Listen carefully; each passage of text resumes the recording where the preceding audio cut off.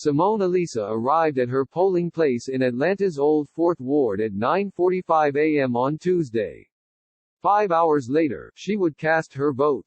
Georgia's primary election, which the Atlanta Journal-Constitution called a complete meltdown due to the long lines, faulty voting machines and understaffed polling stations, left much of the state stupefied. For Alisa, a 66-year-old interior designer, it was a wake-up call. On Tuesday, as the minutes of waiting turned into hours, the line she waited in took shape. Volunteers handed out bottles of water, burritos and Chick-fil-A sandwiches to visibly grateful and perspiring voters. Others came prepared, bringing with them umbrellas, lawn chairs and in some cases, laptops on which to work as the line crawled forward. For her part, Alisa arrived with a camouflage face mask and a handwritten list of candidates she was voting for, among them Fani Willis for county district attorney and the Democratic presidential candidate Joe Biden. She expected a 30-minute wait, she said, like all the other times she had voted there. As the line inched forward, Alisa befriended a group of voters behind her, all millennials. "These are my people," she said with a laugh, adding that they had held her place in line when she left for much-needed breaks. "What we had, yesterday, was just ridiculous," Alisa said in a phone interview on Wednesday.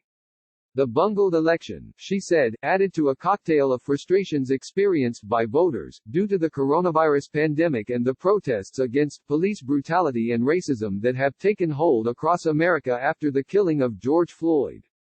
Born in Ohio to immigrant parents from Panama and Jamaica, Alisa had moved to the southern metropolis 30 years ago.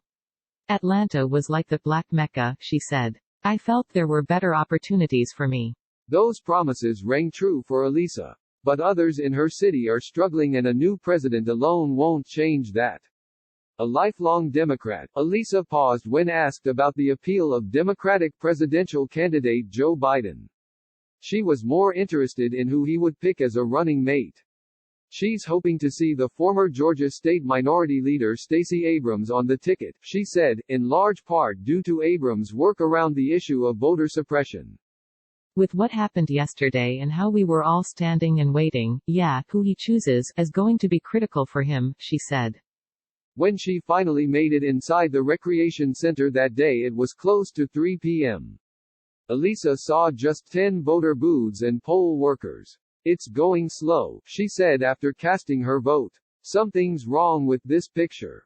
That night, Alisa's polling place would stay open until 9 p.m. to account for the lag.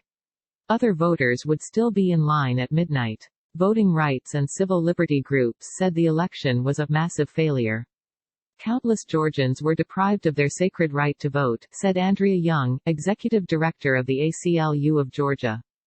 Georgia's Secretary of State's office, which instituted the new voting machines, and the state legislature's top-ranking Republican announced separate investigations into the primary election. The inquiries will look into, in particular, what happened in Fulton County, where Alisa voted.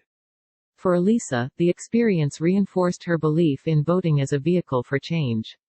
"She has gone to the same polling station for the last decade," she said.